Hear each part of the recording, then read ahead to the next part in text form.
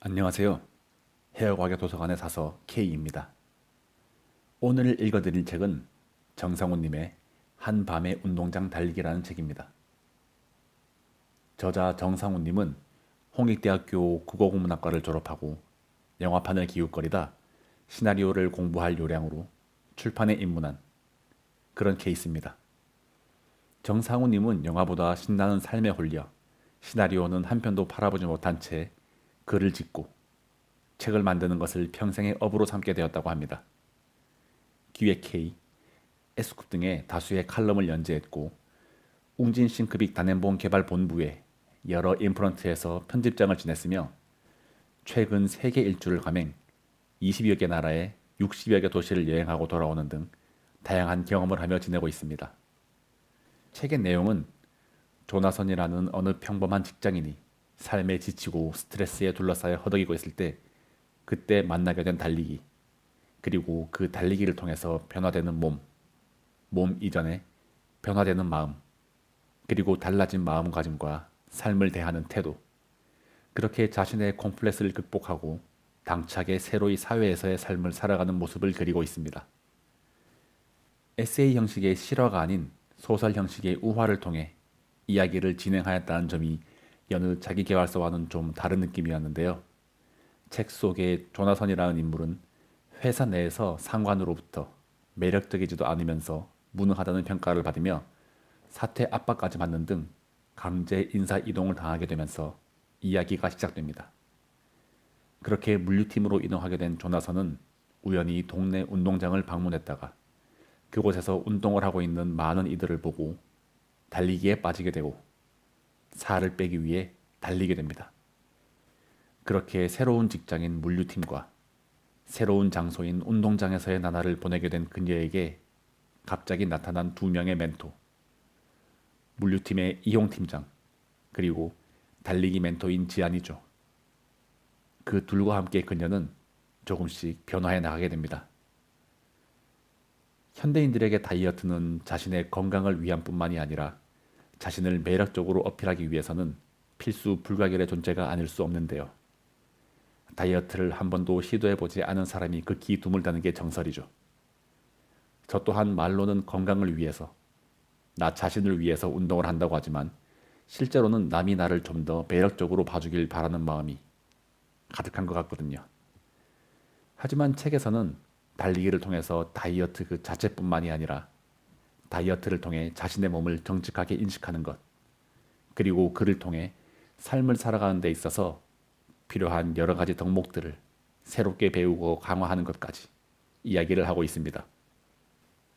다시 말해서 달리기 지침서라기보다는 달리기를 통한 마음가짐의 변화가 책의 주된 내용이라고 할 수 있겠는데요. 책에 나온 30살, 나를 위한 5가지 조언을 이야기하면서 오늘의 이야기를 마쳐볼까 합니다. 하나, 나의 인생을 다른 사람에게 맡기지 말자. 더 이상 다른 사람에게 매달리지 말자. 다른 사람의 시선에 따라 살지 말자. 둘, 어른이 되자. 더 이상 어린애들과는 어울리지 말자. 상대가 어른스러운 모습을 보이지 않는다면 단지 외로움을 이기지 못해 그들을 만날 필요는 없다. 셋, 주위를 훈훈한 사람으로 채우자. 외롭고 고독하게 은둔하지 말자. 내가 먼저 사람들에게 다가서라. 참 어른들을 만나고 아이들은 돌보고 배려하자. 넷, 나는 나의 생각이 아니라 나의 행동이다. 지금 당장 실천하지 않는다면 바뀌는 건 아무것도 없다. 다른 사람의 말을 보지 말고 그 행동을 보고 판단하자. 다섯, 긍정적인 변화는 기나긴 인내 후에야 찾아온다. 짧은 시간 안에 놀라운 변화를 기대하지 말자. 오랜 습관이 진정한 나를 만들어준다. 절대 포기하지 말자. 어떠신가요? 마음에 와 닿으시나요? 그럼 이 책의 앞부분의 일부를 여러분께 소개드리며 인사드리도록 하겠습니다. 책 소개가 재미있으셨다면 좋아요, 구독, 알림 설정으로 사서 K가 매주 들려드리는 다양한 책들과 만나요. 거친 숨소리가 어두운 밤하늘로 흩어져 갔다. 아, 지금 코끼리가 달리는구나. 조나선은 출렁이는 살들의 율동을 느끼며 어두운 초등학교 교정을 달리고 있었다.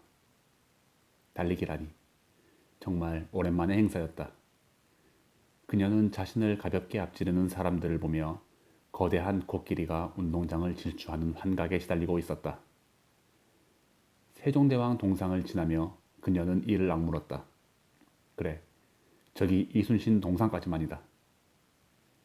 그녀는 환하게 밝은 400m 트랙으로 나서지 못하고 운동장 그늘 담벼락을 따라 어둠 속을 달렸다.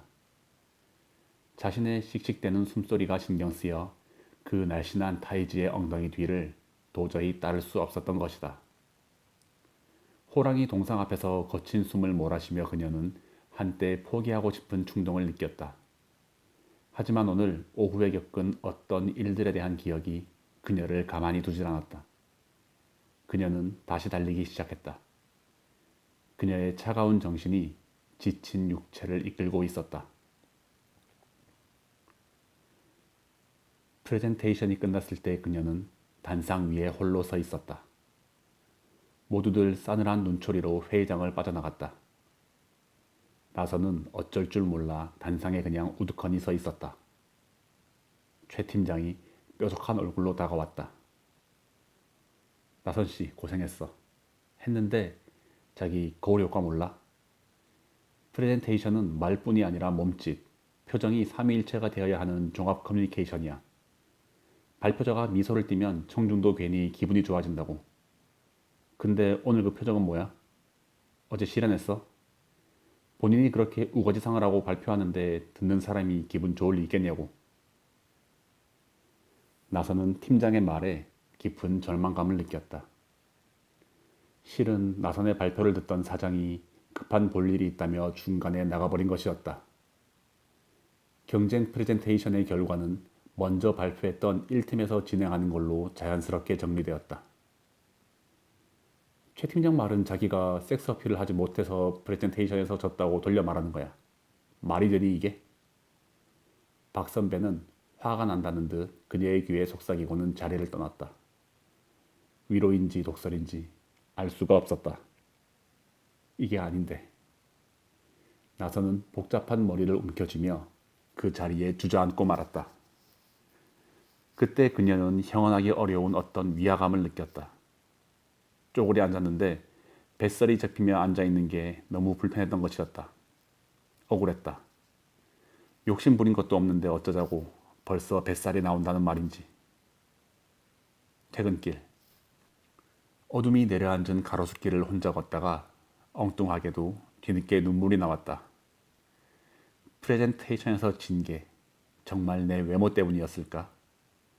사실 그녀는 점점 동그래지고 있었다.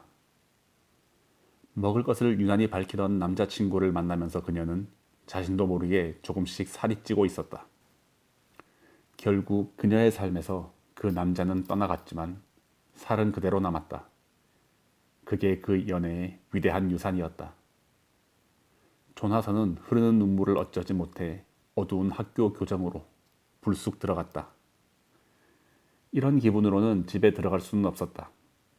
잠깐이라도 마음을 가라앉히고 언제나처럼 아무 일 없었다는 듯 그렇게 들어가고 싶었다. 그녀는 어두운 벤치에 앉아 멍하니 교정을 바라보았다. 어둠에 충분히 눈이 익자 그제야 낯선 풍경이 눈에 들어오기 시작했다. 축구를 하다 말고 잔디구장 여기저기에 한가하게 앉아있는 사람들의 실루엣이 보였다. 어둠 속에서 골대에 공을 차넣는 사람들, 우레탄 트랙을 따라 묵묵히 달리는 사람들.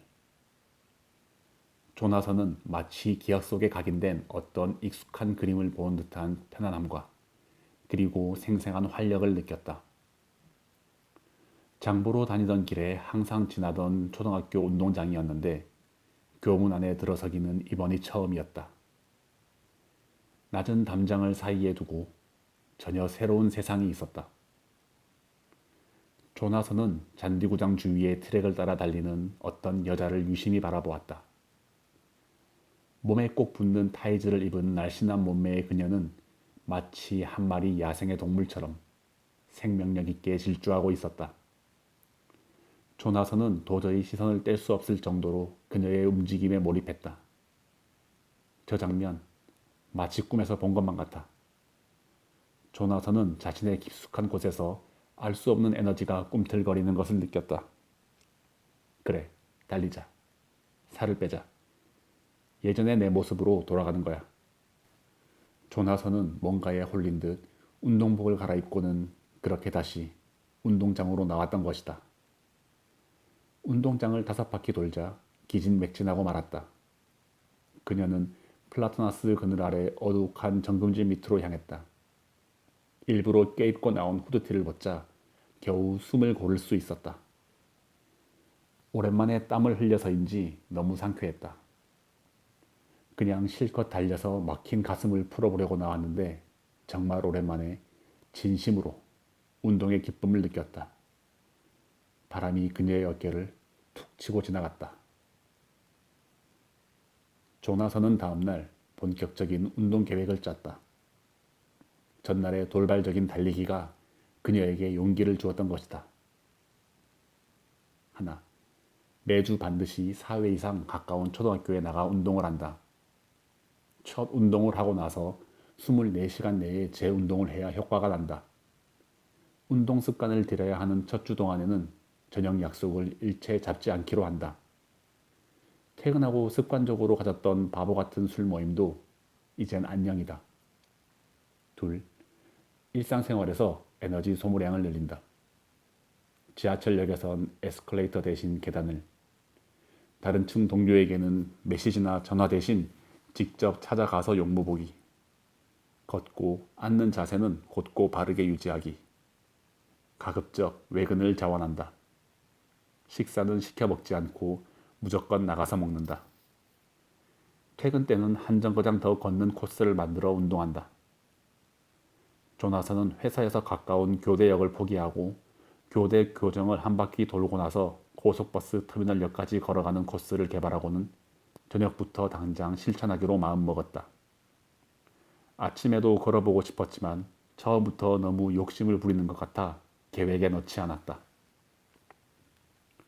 셋, 과잉 에너지 섭취를 줄인다. 8시 이후에는 반드시 금식하기로 한다. 다이어트를 위해 포기해야 할 것들이 너무나 많았다. 제일 심각한 건 식사였다. 하지만 다이어트의 효과를 위해서는 음식 조절이 필수였다. 조나선은 3번 항목을 썼다 지웠다 하며 고민했다. 솔직히 지금까지 식사를 인위적으로 조절해 본 적이 없었다. 특히 하루를 마치고 잠자리에 들기 전 그때 즐겼던 야식은 삶의 작은 낙이었다. DVD나 책을 보며 과자를 먹거나 가끔 기분이 유쾌한 날이면 동생과 함께 생맥주랑 치킨을 시켜 먹기도 했다. 그걸 단번에 끊을 수 있을까? 조나선은 머리를 가로저었다. 그래, 솔직해지자. 난 뚱뚱하다. 지금까지는 뚱뚱하다고 생각해 본 적이 없는데 30이 되자 어느새 뱃살이 접히는 끔찍한 현실과 마주한 것이다. 자각이야말로 모든 결단의 시작이다. 어쩌면 남자가 다시 사귀어지지 않는 것도 그 이유 때문일지 몰라. 하지만 조나선은 이내 고개를 저었다. 운동 계획을 짜면서 스스로를 학대할 필요까지는 없다고 생각했다. 실은 아주 간단한 산수만 할 줄 안다면 다이어트는 쉽다. 섭취를 줄이든지 운동을 하든지 하지 않으면 잉여 500kcal의 불균형은 고스란히 체내에 축적되는 것이다. 20대까지는 성장에 필요한 에너지 소모가 크고 활동량도 크지만 30대 이후부터는 대사활동도 저하되고 운동량도 급격히 줄어서 잉여 에너지가 그대로 살로 가는 것이다. 방법은 단 하나다. 공급을 줄이든지 수요를 늘리든지. 그래서 그 두 가지를 병행하는 것이 다이어트의 기본이다. 그래, 이렇게 적자가 나는데 몸이라고 별 수 있겠어? 살이 빠지겠지. 이렇게 잘 정리된 이론들이 머릿속에 있었다니. 조나선은 책상에 앉아 계획을 짜면서 절로 신이 났다. 그녀는 평균 식사에서 밥 반 공기씩 적게 먹기, 그리고 기본 소모 칼로리에 운동 500kcal 더하기로 300kcal의 마이너스를 계산한 것이다. 당장이라도 실행에 옮기고 싶어 몸이 근질거렸다. 그래, 오늘 퇴근 때부터다. 그때 최 팀장이 그녀를 불렀다. 어째서 항상 퇴근 시간이 다 되어서야 말해주는 거야. 조나선은 어둠 속을 달리고 있었다. 이미 자정이 가까운 시간이었다. 6시에 최 팀장에게 불려간 나선은 다음날 팀장 회의에 필요한 자료들을 준비하느라 야근을 해야 했다. 조나선은 지금껏 단 한 번도 팀장의 말을 거역한 적이 없었다. 마음속에서 불만이 생기면 웃는 낯을 보일 자신이 없어 가급적 눈도 마주치려 하지 않았다. 네, 알겠습니다. 결국 10시가 다 되어서야 일을 마칠 수 있었다. 몸이 피곤해서 도저히 운동을 할 마음이 생기지 않았다. 눈이 침침하고 어깨가 굳어 있었다. 하지만 눈을 빛내며 작성했던 운동 처방전인데 첫날부터 포기할 수는 없었다. 집에 도착한 나선은 지친 몸을 이끌고 초등학교 운동장으로 나왔다. 어두운 운동장에는 서너 명의 사람들이 중세의 수도승처럼 한 방향으로 돌고 있었다. 조나선은 여전히 사람들을 피해 트랙 밖 교정의 어두운 그림자를 따라 돌았다. 한 바퀴를 돌자 벌써 옆구리와 어깨 쭉지가 결려 더 이상 뛸 수가 없었다. 더 이상 달리는 것을 포기하고 능목에서부터 걷기 시작하는데 갑자기 그녀 앞으로 검은 그림자가 떨어져 내렸다. 어이구야. 놀란 가슴을 진정하고 보니 30대 초반의 아주 날씬한 여자가 눈앞에 서 있었다. 조나선은 그녀를 흘끔 보고는 피해서 다시 걷기 시작했다. 어디서 봤더라? 여자가 미소를 지으며 눈인사를 한 것도 같았다. 그런데 조나선은 그 눈빛이 너무나 낯익어 한참을 생각해야 했다. 왠지 거울 속 자신의 얼굴을 본 것만 같은 기분이었다. 아, 어제 트랙을 달리던 그 여자구나. 조나선은 잠깐 뒤돌아보았지만 곧 잊어버리고 말았다. 걷다 보니 또 달려볼 만했던 것이다. 쿵, 쿵, 쿵, 쿵. 투박한 네 박자의 리듬으로 그녀는 다시 달렸다. 다음날 출근한 조나선은 뭔가가 잘못된 걸 깨달았다. 동료들이 슬금슬금 피하면서 아무도 자신과 눈을 마주치려고 하지 않았다. 어떤 이는 그녀를 보며 측은해하는 표정을 짓고 있었다. 그때 최 팀장이 그녀를 회의실로 불렀다. 이런 이야기 전해서 미안한데 나선 씨, 오늘부로 물류팀으로 발령이 났어요. 상부에서 사내 물류 시스템을 재정비하는 일이 시급한 사안이라고 판단해서 특별히 나선 씨를 파견 형태로 보내는 것이니까 다른 식으로 오해하지는 말고. 조나선은 심장이 명치까지 떨어져 내리는 걸 느꼈다. 물류팀이라면 파주에 있잖아요. 전 홍보 경력인데 도대체 물류에 가서 뭘 하란 말인가요? 미안해요. 우리 팀에서 한 명 지원 나가기로 되어 있어서 그렇게 되었어. 자세한 건 그쪽 팀장에게 설명 듣도록 하고 난 이만 바빠서 먼저 일어날게. 최 팀장은 벌떡 일어서더니 혼자 나가버렸다. 조나선은 회의실 탁자에 머리를 박고 한참을 그대로 앉아 있었다. 이게 어떻게 된 일이지? 생각을 하자, 생각을. 생각을 하려 하면 할수록 머리가 깨질 듯이 아파왔다. 생각할 것도 없이 이건 나가라는 소리였다. 며칠 전 팀 경합 프레젠테이션 때문인 것 같았다. 평소 지기 싫어하는 최 팀장이 1팀에게 오픈 프로젝트를 빼앗기고 보복성 인사 조치를 한 것이 분명했다. 생각해보니 어제 준비했던 팀장 회의용 자료라는 것도 실은 후임자를 위한 인수인계 자료였던 것이다. 어떻게 이럴 수가. 뱃속 깊은 곳에서부터 참을 수 없는 분노가 솟아올랐다. 하지만 그녀는 무력했다. 10분 후 회의실에서 나온 조나선은 조용히 자신의 짐을 싸기 시작했다. 박스에 하나씩 개인 물품을 담고 있을 때 최 팀장이 말했다. 뭐하고 있는 거예요? 일주일에 한 번은 본사로 출근해야 하는데 짐을 왜 싸요? 네? 일주일에 한 번 목요일은 이쪽으로 출근해서 우리 팀이랑 근무해야 돼. 자기 책상은 그대로 둘 테니까 파주 쪽 출근에 대한 안내는 인사과 고대리가 해줄 거야. 다음 날 아침 조나선은 파주 물류센터 3층 중앙통제실에 앉아 있었다. 극장 영사실처럼 대형 유리창 아래로 거대한 물류센터의 실내가 한눈에 들어왔다. 마치 거대한 할인점을 보고 있는 것 같았다. 출근하는 사람들은 대부분 아르바이트이거나 임시직이었다. 그들은 출근 기록 카드를 찍고는 2층 탈의실에서 작업복으로 갈아입고 3355 모여 커피를 마시거나 슬금슬금 1층 홀로 내려가 자기 자리를 찾았다. 모두들 표정이 어둡고 활력이 없어 보였다. 어때요? 개미지옥을 본 기분이? 유리창 아래의 거대한 광경에 홀려 정신이 없던 조나선의 등 뒤에 어느새 한 여자가 서 있었다. 어머, 네? 조나선은 큰 키에 머리를 질끈 동여맨 여자를 바라보았다. 여기서 보니 마치 개미들 같죠? 잠시 후 프린터가 주문 용지를 뱉기 시작하면 이곳은 그야말로 개미 지역이 되죠. 조나선은 한 발 물러서서 여자를 바라보았다. 경계심이 생겼다. 잘 왔어요, 조나선 대리. 난 물류 1팀장 이홍이에요. 악수를 하자며 불쑥 내민 손이 단단해 보였다. 조나선은 초면에 예의를 지키지 않는 사람을 믿지 않았다. 걱정 말아요. 이곳은 아주 즐거운 지역이니까.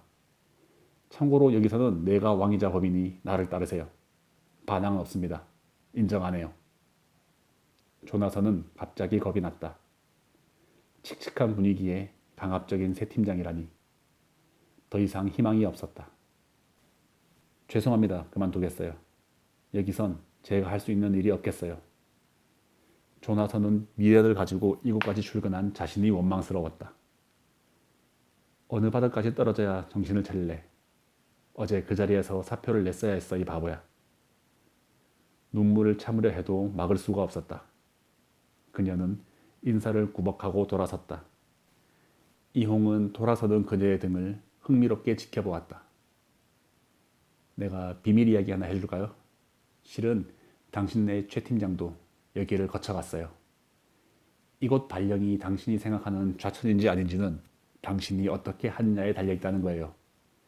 어차피 한시적인 파견인데 그만둘지 말지는 당신이 잘 판단해요. 조나선은 우뚝 멈춰섰다. 최민아 팀장님도요?